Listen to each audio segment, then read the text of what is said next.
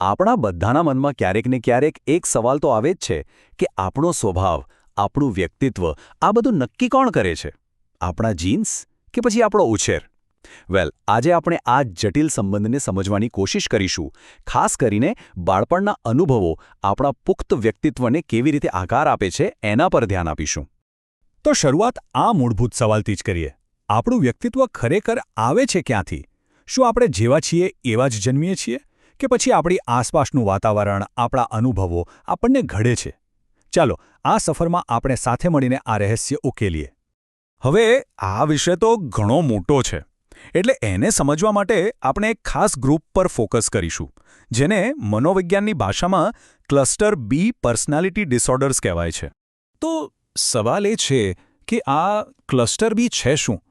જુઓ, એકદમ સરળ ભાષામાં કહીએ તો આ એવી પર્સનાલિટી ડિસઓર્ડર્સ છે જેમાં વ્યક્તિનું વર્તન, એમની લાગણીઓ બધું જ આમ ખૂબ ડ્રામેટિક અને અણધાર્યું હોય છે, જાણે કોઈ ઇમોશનલ રોલરકોસ્ટર પર સવાર હોય.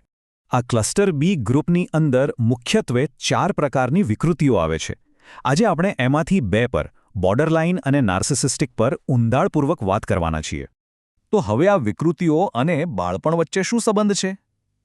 ચાલો હવે એ જોઈએ કે પેરેન્ટિંગ એટલે કે ઉછેરની પદ્ધતિઓ બાળકના મગજ અને વ્યક્તિત્વ પર કેટલી ઊંડી અને શક્તિશાળી અસર કરી શકે છે. રિસર્ચ બતાવે છે કે અમુક ખાસ પ્રકારની પેરેન્ટિંગ સ્ટાઇલ્સ આ ડિસઓર્ડર્સના વિકાસમાં ભાગ ભજવી શકે છે, જેમ કે માતાપિતાનું વર્તન જે ક્યારેય એકસરખું ન હોય, અથવા તો વધુ પડતો લાડ પ્યાર, ક્યારેક બાળકની લાગણીઓને સમજવાનો ઇનકાર કરવો, કોઈ મોટો આઘાત કે પછી ઘરમાં જ બિનારોગ્યપ્રદ વર્તન જોવું. ચાલો હવે આપણે જે 2 મુખ્ય ઉદાહરણોની વાત કરી હતી, બોર્ડરલાઇન અને નાર્સિસ્ટિક પર્સનાલિટી ડિસઓર્ડર, એને જરા નજીકથી સમજીએ. ઓકે, તો પહેલું છે બોર્ડરલાઇન પર્સનાલિટી ડિસઓર્ડર એટલે કે BPD. આમાં મુખ્ય લક્ષણ છે ભાવનાત્મક અસ્થિરતા. સંબંધો ખૂબ જ તીવ્ર હોય છે, પણ એની સાથે જ હંમેશા એવો ડર રહે છે કે સામેવાળી વ્યક્તિ એમને છોડીને જતી રહેશે. આનો મતલબ શું થયો?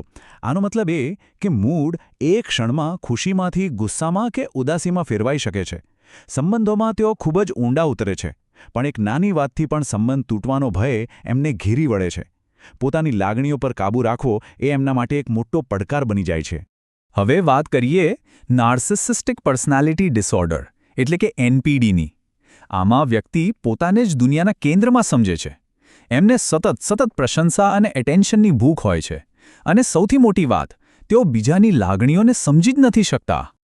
આ લોકો એવું માનીને ચાલે છે કે તેઓ ખૂબ જ ખાસ છે અને એટલે બધા નિયમો એમના માટે નથી. તેઓ પોતાની નાની ઉપલબ્ધિઓને પણ ખૂબ વધારી ચઢાવીને બતાવશે, અને ભૂલથી પણ જો કોઈ એમની ટીકા કરે તો એ બિલકુલ સહન નથી કરી શકતા. એમના ઘમંડી વર્તનની પાછળ બીજા માટે સહાનુભૂતિનો સંપૂર્ણ અભાવ હોય છે. હવે જરા સરખામણી જુઓ, આનાથી આખી વાત સ્પષ્ટ થઈ જશે. એક બાજુ છે BPD, જેનું મૂળ છે ભાવનાત્મક અસ્થિરતા. અને આ ક્યાંથી આવે છે? ઘણીવાર એવા ઉછેરમાંથી જ્યાં બધું જ અણધાર્યું હોય, ક્યારે પ્રેમ મળે, ક્યારે ગુસ્સો, કંઈ નક્કી નહીં.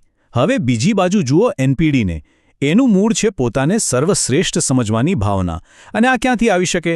કદાચ વધુ પડતા લાડથી, અથવા તો ભાવનાત્મક રીતે તદ્દન અવગણના કરવાથી. બહુ રસપ્રદ છે નહીં કે કેવી રીતે બાળપણના અનુભવો 2 સાવ અલગ વ્યક્તિત્વના રસ્તાઓ બનાવી શકે છે. તો સવાલ એ છે કે આ બધા લક્ષણો વ્યક્તિના રોજિંદા જીવનમાં અને ખાસ કરીને એમના સંબંધોમાં કેવા પડકારો ઊભા કરે છે? જો BPD ધરાવતી વ્યક્તિ હોય તો એમના સંબંધોમાં અત્યંત ભાવનાત્મક ઉતાર-ચઢાવ જોવા મળશે. એમને ત્યાગનો સતત ભય સતાવશે. પણ બીજી તરફ NPD ધરાવતી વ્યક્તિ સંબંધોમાં આત્મકેન્દ્રીય છે અને પોતાની પ્રશંસા અને કંટ્રોલ માટે સામેવાળી વ્યક્તિ સાથે ચાલાકીભર્યું વર્તન પણ કરી શકે છે. તમે જુઓ, બંનેના મૂળભૂત ડ્રાઈવર્સ કેટલા અલગ છે.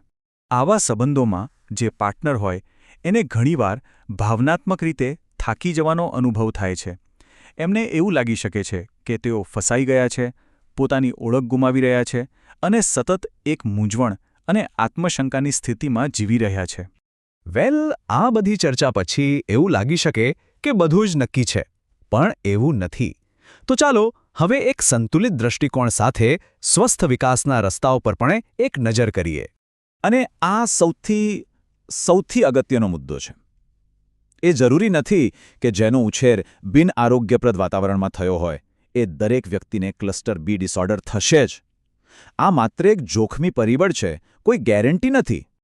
આપણે એ યાદ રાખવું જ પડશે કે ફક્ત ઉછેર જ બધું નથી.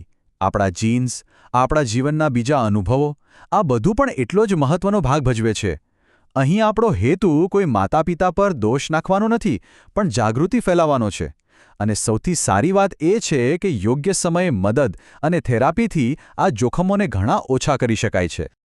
તો અંતમાં આપણા સૌ માટે એક વિચારવા જેવો પ્રશ્ન: આપણે સાથે મળીને આપણી આવનારી પેઢી માટે એવું વાતાવરણ કેવી રીતે બનાવી શકીએ જે એમનામાં મુશ્કેલીઓનો સામનો કરવાની શક્તિ પેદા કરે અને એમના સ્વસ્થ માનસિક વિકાસને પ્રોત્સાહન આપે? આ વિચાર સાથે જ આજની આ ચર્ચાને અહીં વિરામ આપીએ છીએ.